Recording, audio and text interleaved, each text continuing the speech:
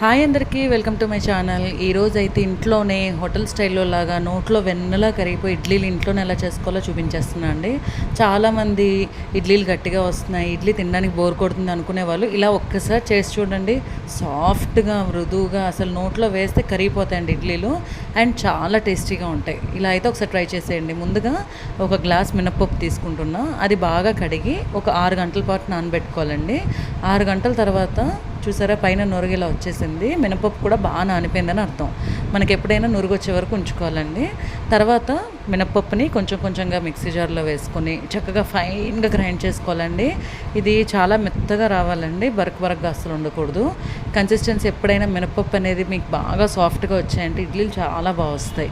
ఇంకా వీలైతే గ్రైండర్లో వేసుకుంటే ఇంకా బాగా వస్తాయి. చూసారా ఎంత సాఫ్ట్ వచ్చింది. మొత్తం వేసేసుకున్నా అండి. మినపప్పు ఏ గ్లాస్తో తీసుకున్నామో అదే గ్లాసు 2 కప్పులు ఇడ్లీ రవ్వ తీసుకోవాలండి. 2 గ్లాసులు తీసుకున్నా ఎగ్జాక్ట్గా, 1కి 2 గ్లాసెస్. అలాగే టేస్ట్కి సరిపడా సాల్ట్ వేసేస్తున్నా. ఇక్కడే ఒక చిన్న టిప్ ఫాలో అవ్వాలండి. 1/2 టేబుల్ స్పూన్ వంట సోడా అండి, అదే తినే సోడా మనం బజ్జీల్లో వేసుకుంటాం కదా, ఆ 1/2 టేబుల్ స్పూన్ వేయడం వల్ల మీకు ఇడ్లీలు చాలా మృదువుగా వస్తాయండి. అంతే, ఈ ఒక్క టిప్ ఫాలో అవ్వండి. మీ ఇడ్లీలు ఇప్పటి నుండి మారిపోతాయి. ఎవరికైనా రాకపోయినా కొత్తగా ట్రై చేసేవాళ్ళు ఇలా కన్సిస్టెన్సీ కొంచెం వాటర్ వేసుకొని చూసుకొని ఒక 8 to 10 అవర్స్ వదిలేయాలండి. హోల్ నైట్ వదిలేస్తే చక్కగా బాగా వస్తాయి. మార్నింగ్ లేవగానే చక్కగా ఇడ్లీ బ్యాటర్ చూసారా ఎంత బాగా పొంగిందో. మనకు చక్కగా బాగా అది చూసారా ఎంత బాగా వచ్చిందో.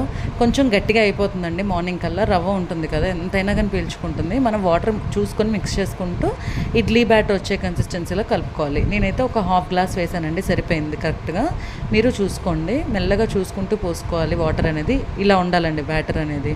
ఇప్పుడు మనం ఇడ్లీ స్టాండ్ తీసుకొని చక్కగా స్టాండ్ పక్కన పెట్టేసి వాటర్ ఒక 1 గ్లాస్ వేసుకొని ఒక 2 minutes వెయిట్ చేసుకోవాలి. డైరెక్ట్గా మనం వాటర్ అండ్ ఇడ్లీ స్టాండ్ ఒకేసారి పెట్టేస్తే మీకు ఇడ్లీలు వేరేగా వస్తాయి. కొంచెం ఒక్క 1 minute ఇలా మనం 5 minutes వాటర్ వెయిట్ చేసుకుని తర్వాత ఇడ్లీలు పెట్టడం వల్ల అది కూడా చాలా బాగా పనిచేస్తుంది.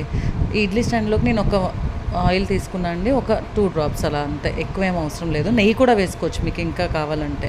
చక్కగా ఇడ్లీ పిండిని ఇందులో పెట్టేసుకోవాలి. మీకు ఎన్ని స్టాండ్స్ కావాలంటే అని పెట్టుకోవచ్చు. నేనైతే ఈ మాత్రం తీసుకుంటున్నాను. ఇలా ఒక్కసారి ట్రై చేయండి మీరు కూడా ఇంట్లో. చాలా చాలా సాఫ్ట్ ఇడ్లీస్ అయితే మీకు రెడీ అయిపోతాయి. ఇక మీదట అస్సలు ఇడ్లీ అంటే చిరాకు పడకుండా ఎంజాయ్ చేస్తూ తింటారు మీరు కూడా. ఇలా చిన్న దాంట్లోకి నేను టేబుల్ స్పూన్తో వేసేస్తున్నానండి. ఎందుకంటే చాలా చిన్నవి కదా, మా బాబుకి చాలా ఇష్టం. అందుకే డైలీ ఎప్పుడు ఇడ్లీ చేసినా కంపల్సరీ చేస్తాం. ఇప్పుడు ఇడ్లీ స్టాండ్లోకి సెట్ చేసేసుకొని వాటర్ ఈ లోపు వేడైపోయండి. మన ఇడ్లీలు పెట్టేసుకునే లోపే రెడీ అయిపోద్ది. వాటర్ వేడైపోయి కదా, దాంట్లోకి పెట్టేసి నేను 2 స్టాండ్స్ తీసుకున్నా కాబట్టి ఒక 5 నుండి 7 నిమిషాలు సరిపోతుంది. మీరు ఫుల్గా తీసుకుంటే ఒక 10 నిమిషాలు పెట్టేస్తే సరిపోతుందండి. ఒక 5 to 7 minutes తర్వాత ఒకసారి మూత తీసి చెక్ చేస్తున్నాను. ఇడ్లీలు ఉడికిపోయాయి. స్టవ్ ఆఫ్ చేసేసుకొని సర్వ్ చేసేసుకోవడమే. వేడిగా ఉన్నాయండి. చూసారా, మీకే చూపిస్తున్నాను ఎంత సాఫ్ట్ ఉన్నాయి. తీగానే వచ్చేస్తున్నాయి అసలు అంటుకోకుండా కూడా.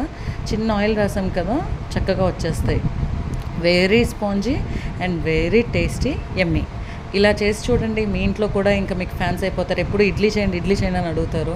చక్కగా ఎంజాయ్ చేసేసి మీరు నాకు కమెంట్ చేసేయండి. బాయ్.